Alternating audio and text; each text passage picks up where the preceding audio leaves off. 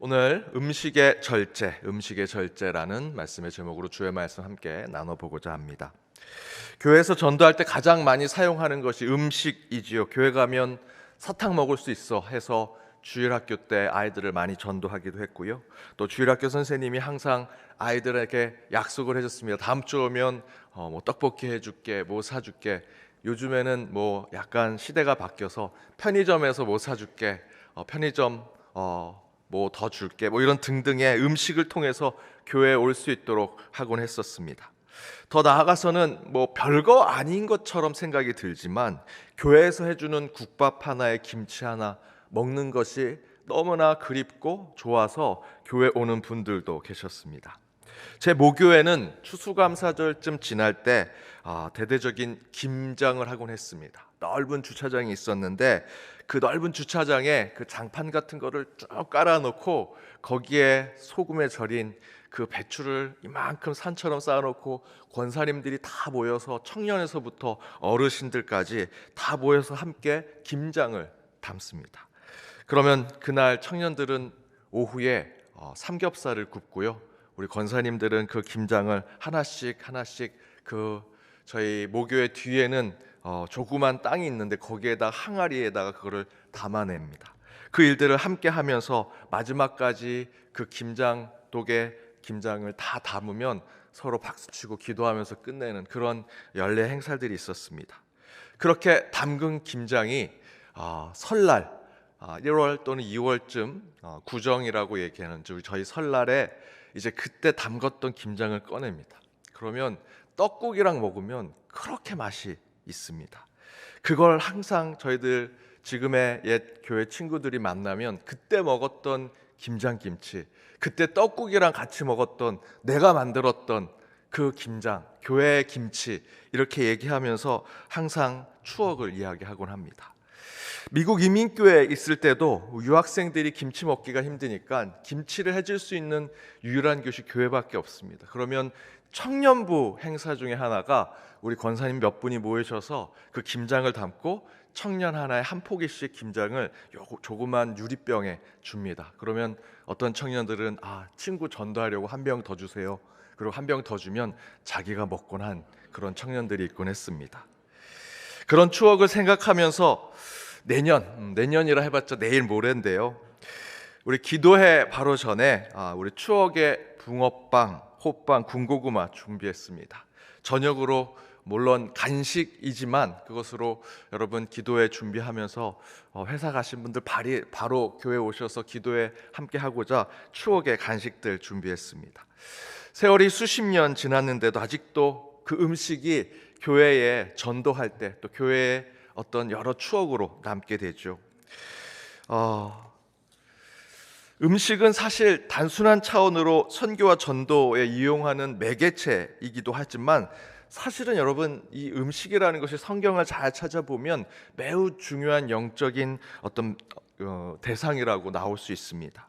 성경에 보면 하나님이 태초에 천지를 창조하실 때 이 먹거리, 음식에 대한 말씀을 분명히 하고 계십니다. 창세기 1장 29절입니다. 우리 함께 읽어보겠습니다. 하나님이 이르시되 내가 온 지면에 씨 맺는 모든 채소와 씨 가진 열매 맺는 모든 나무를 너희에게 주노니 너희의 먹을 거리가 되니라. 태초에 하나님께서 우주 만물 다 창조하시고 인간도 창조하셨고 또 하나님은 안식을 하셨습니다. 그 가운데 말씀을 잘 보면 먹을 것, 음식에 대한 말씀이 분명히 있습니다. 그리고 나서 노아의 홍수 심판하신 후에 식물에서 나올 먹을거리가 없게 되는 상황이 되자 하나님께서 이런 은혜를 베풀어 주시죠. 창세기 9장 3절과 4절입니다. 함께 읽겠습니다. 모든 산 동물은 너희의 먹을 것이 될지라 채소같이 내가 이것을 다 너희에게 주노라. 그러나 고기를 그 생명되는 핏째 먹지 말 것이니라. 아직 이 물로 모든 것이 심판을 받아서 그 나무 또는 식물에서 먹을 것이 채소와 같은 곳에서 먹을 것이 나오지 않으니 하나님께서 선물같이 주신 것이 산 동물을 잡아 먹어도 괜찮다라는 약속을 주십니다.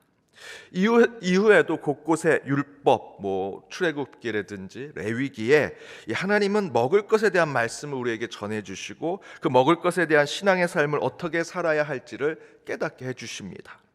그런데 레위기 또는 또 출애굽기는 단순히 무엇을 먹고 어떻게 먹고 언제 먹어야 하는 것에 대한 율법적인 측면에서 음식에 대한 말씀을 전하고 있다면, 오늘 본문에서는 음식과 신앙을 연결해서 어떻게 하면 음식에 대한 삶의 태도를 신앙적으로 살피면서 바른 먹거리의 신앙을 살아갈까에 대한 말씀을 우리에게 전해주고 있습니다. 사실 오늘 본문은 이 느무엘의 왕의 어머니가 아들인 느무엘에게 지혜를 전해주는 말씀입니다. 그 가운데 오늘 본문에서는 세 가지를 이야기하는데요. 3절에서는 이성에 대한, 여성에 대한, 왕으로서 여성에 대해서 어떤 마음의 가짐을 가져야 하는지, 그리고 4절에서 7절 두 번째는 음식에 대해서, 그리고 8절에서 9절은 재판에 대한 지혜를 전해주고 있습니다. 그 가운데 느무엘의 어머니는 음식에 대해서 더 큰 지혜가 필요한 것을 여러분 읽어보셔서 아시겠지만 이 음식에 대해서 더 길게 이야기하고 있는 것으로 음식이 그만큼 중요한 지혜가 필요함을 이야기해주고 있습니다. 그래서 오늘 말씀을 통해 우리는 먹거리, 음식에 대해서 어떤 신앙을 가져야 할지 함께 나눠보고자 합니다. 첫 번째는 음식은 하나님의 선물이다라는 것입니다. 음식은 하나님의 선물이다. 여러분, 음식 자체에는 선과 악이 존재하는 것이 아닙니다. 두큐대학 평화신학대학원의 로먼 위르즈만이라고 하는 교수는 음식은 소비할 수 있는 유일한 하나님의 사랑이라고 얘기했습니다. 음식은 소비할 수 있는 유일한 하나님의 사랑. 이 땅에 인간이 소유하고 그것으로 우리의 배를 채워 내 것으로 만들 수 있는 하나님의 피조물은 하나님이 주신 음식밖에 없다라는 것이죠.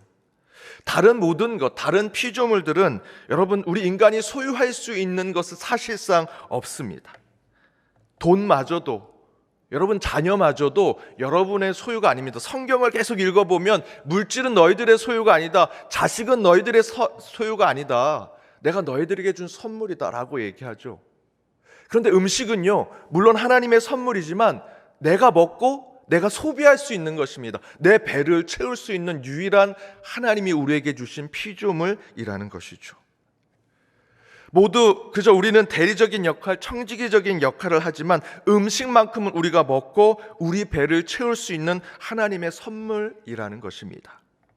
그 이야기는 그렇다면 우리가 먹을 수 없는 것은 없다라는 것입니다. 하나님이 주신 것은 우리는 다 먹을 수 있는 것입니다. 실제로 성경에서도 바울은 뭘 먹든지 뭘 마시든지 무엇을 하든지 하나님의 영광을 위해서 하면 된다라고 이야기하죠. 그리고 당시 큰 논쟁이 되었던 우상 제물, 우상에게 제사를 드렸을 때 드렸던 그 제물들에 대해서 바울은 모든 것은 하나님으로부터 나왔다라고 말합니다. 우상 제물로 쓰였던 음식들도 우리가 먹어도 된다라는 것을 바울이 성경을 통해서 이야기하고 있죠. 하지만 9절에 보시면 하나님이 만드신 것이기 때문에 우리는 모든 것을 먹어도 되는 자유를 가지고 있지만, 혹시 우리가 그 먹어도 되는, 하나님이 선물로 주신 음식을 먹어도 되는 자유로 인해 믿음이 약한 자가 시험을 받는다면, 그래서 고린도전서 8장 13절에 보면 바울은 차라리 먹지 않는 것이 낫다라는 것으로 신앙의 기준을 우리에게 알려주고 있습니다. 오늘 본문에서도 비슷한 이야기를 합니다. 느무엘의 어머니는 왕인 아들이 자주 연회를 열고 술을 먹기에 술에 대해서 주로 얘기하지만 술이 나쁘다, 술이 악마다, 그래서 술은 절대 먹으면 안 된다라고는 하지 않습니다. 6절에 보면 술을 먹어도 되는 사람들에 대한 묘사가 나오지요. 그 말은 절대로 먹어서는 안 된다라고 이야기하는 것이 아닙니다. 그런 음식이 있다라고 구분 짓는 것이 아니죠. 이처럼 음식은 어떤 신앙과 윤리의 기준이 되거나 종교적인 선악을 따지는 대상이 되어서는 안 된다라는 것입니다. 음식 자체는 하나님의 선물이라는 것입니다. 광야의 길을 가던 이스라엘 백성의 시대에 피를 먹지 말고 돼지고기를 먹지 말아야 하는 율법은 위생적인 측면에서 하나님께서 이스라엘 백성들에게 명령하신 것이었습니다. 하지만 복음을 이야기하는 신약 성경에서는 이제 율법의 완성은 음식, 먹거리는 하나님의 선물이다. 그래서 예수님께서 어떻게까지 하시냐면 이것은 내 몸이다, 이것은 내 피다 하면서 성찬을 우리에게 보여주셨죠. 따라서 우리는 먹는 것을 가지고 교회가 이래야 한다, 저래야 한다, 율법적 잣대를 두고 정죄하고 비판하는 모습은 버려야 합니다. 술을 먹는 것에 대해서도 여러분, 술 자체는 그 자체 안에 윤리적 판단이 있는 것이 아닙니다. 술을 먹으면 지옥에 갈 것이다, 성경 어디도 그렇게 써 있지 않습니다. 또한 주일에 음식을 먹는 것에 대해서도, 제사 음식에 대해서도 등등 하나님이 주신 복음의 마음으로 좀 더 자유한 마음을 가질 필요가 있습니다. 여러분, 그래서 제가 술을 여러분 잡수셔도 된다라는 말씀을 드리는 것이 절대로 아닙니다. 꼭 이런 말씀하면 집에 가셔서 야 봐라 목사님이 이렇게 얘기하신다, 그런 뜻이 아닙니다. 그 다음 두 번째를 꼭 아셔야 됩니다. 그러나 두 번째, 믿는 자들은 음식에 대한 기준과 원칙을 가지고 먹고 마셔야 한다라는 것입니다. 전제는요, 여러분에게 주어진 모든 먹거리와 음식은 하나님의 선물이라는 것입니다. 하지만 저와 여러분, 특별히 우리 그리스도인들이 꼭 알아야 할 것은 그 먹는 것에 대해, 음식에 대한 기준과 원칙이 신앙과 또 우리의 믿음 가운데, 더 구체적으로 말씀드리면 말씀과 기도 가운데 그 원칙과 기준을 가져야 한다는 것입니다. 고린도전서 10장 31절에 먹고 마시는 것에 무엇을 하든 하나님의 영광이 되면 된다라고 하지만, 앞에서 말씀드린 대로 먹거리를 하나님께 은혜의 선물로 받은 우리는 신앙적 기준을 가져야 하죠. 이 31절 말씀에도 기준이 있습니다. 먹고 마시든 무엇을 하든 하나님께 영광이 되어야 한다. 하나님께 영광이 되는 기준이 있어야 한다는 것이죠. 그래서 앞에 말씀드렸던 고린도전서 8장 말씀 가운데 보면, 먹는 것은 하나님이 우리에게 선물로 주신 은혜이지만 그것으로 누군가에게 덕이 되지 않는다면 우리는 과감하게 먹지 말아야 합니다. 술 자체는 죄와 악이 아니지만 그것으로 누군가에게 믿음을 잃어버리게 하거나 그의 마음에 시험을 주는 것이 된다면 먹지 않는 것이 좋죠. 장로가 기도하기 전에 오늘 기도 너무 떨리는데 술 한 잔을 먹고 기도해야지, 있을 수 있는 얘기가 되겠습니까? 아무리 모든 것이 음식이 하나님이 주신 선물이라 할지라도 그것이 덕이 되지 않는다면 그럴 수 없다라는 것입니다. 제가 전에 한번 말씀드렸던 얘기인데요, 제가 천주교 그 미사, 예배, 종교 예식에 대한 탐방을 간 적이 있습니다. 그날 이제 성당에 제가 갔는데 그렇게 천주교 신자가 아닌 사람들은 저 뒤에 따로 구분이 돼서 앉습니다. 그곳에서 앉아서 제가 이제 다 그 미사를 듣는데, 강론하시는 그 신부님이 좀 젊은 신부님이셨습니다. 그날 절제하라, 영성을 가져라, 뭐 이런 강론을 하셨습니다. 다 끝나고 밖에 나가서 이제 서로 이렇게 교제를 하는데, 저쪽에 방금 전에 강론하셨던 절제하십시오, 영성을 깊게 가지십시오 하신 그 신부님이 저 벽 뒤에서 담배를 막 아주 그냥 인상을 쓰면서 담배를 피시는데, 뭐 천주교에서는 그게 아무 문제가 없다고 하지만 제 입장에서는 그 모습이 덕이 되지 않았습니다.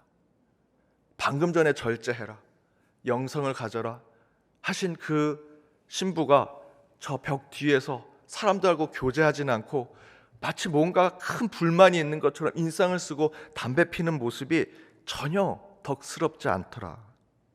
그런 것처럼 먹거리도 하나님의 선물이죠. 그러나 그 먹는 것에 대해서 믿는 사람들이 항상 내가 지금 먹는 이 음식을 통해 누군가에게 덕이 되고 하나님께 영광이 되는가를 항상 따지는 신앙이 필요하다라는 것입니다. 오늘 본문 4절에서 느무엘의 어머니는 느무엘의 왕에게 먹지 않는 것을 좋다라고 권면하죠. 술이 나빠서 먹지 말라는 것이 아닙니다. 왕의 자리에서 덕이 되지 않고 왕으로서 지위와 자리를 지키기 위해서는 왕이 음식에 대한 절제의 모습이 필요함을 그에게 지혜로 주고 있다라는 것입니다. 또한 두 번째는 오늘 본문 5절의 말씀처럼 음식이 때로는 우리의 분별력을 잃어버리게 하기 때문에, 우리의 분별력을 잃어버리게 할 정도라면 여러분, 음식은 반드시 절제하셔야 합니다.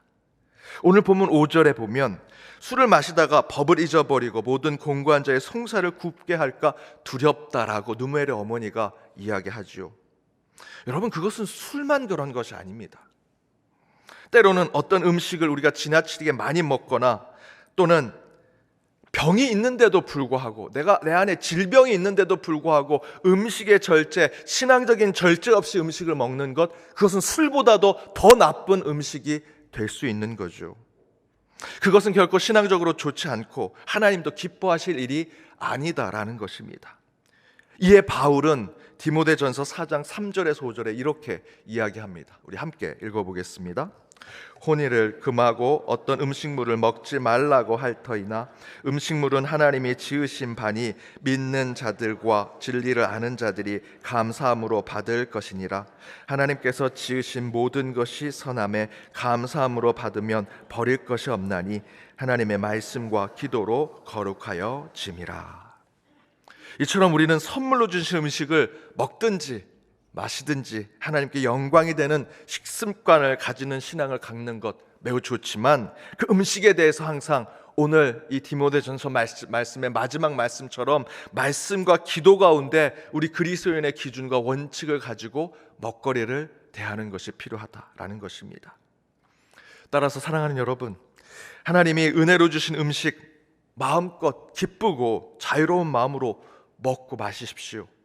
대신에 뭘 먹든지 하나님의 영광을 위해서 하시는 여러분 자리를 지키셔야 합니다.